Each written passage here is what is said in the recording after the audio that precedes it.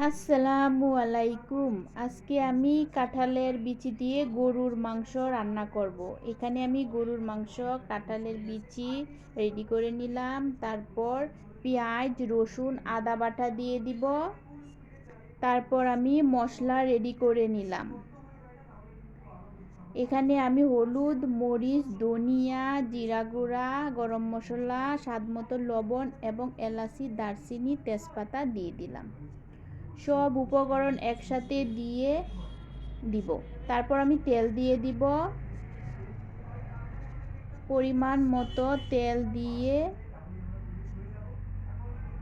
আমি মাংসটা মশলার সাথে ভালো করে মিশিয়ে নিব।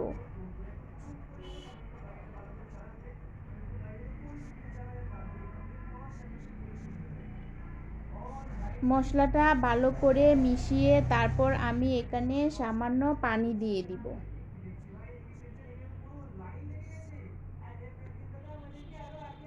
পানি দিয়ে আমি মাংসটা কিছু সময় ঢেকে রেখে তারপর চুলাটা অন করে দিব।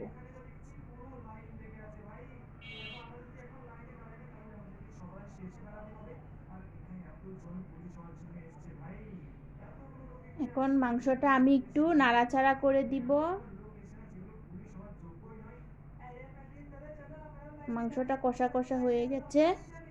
এখন আমি এখানে কিছুটা গরম পানি দিয়ে দিব।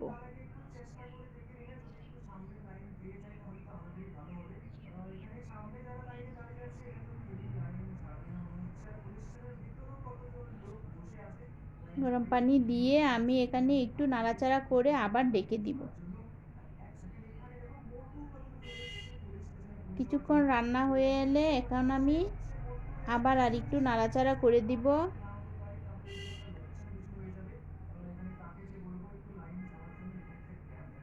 আমি মাংসটা একটু ঝুল ঝুল রাখবো, তার জন্য আমি এখানে আরেকটু গরম পানি দিয়ে দিব।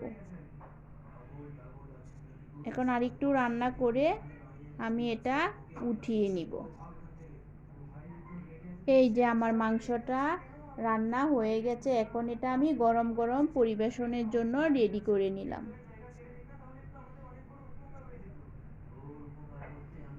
সবাই ভালো থাকবেন, সুস্থ থাকবেন। আল্লাহ হাফেজ।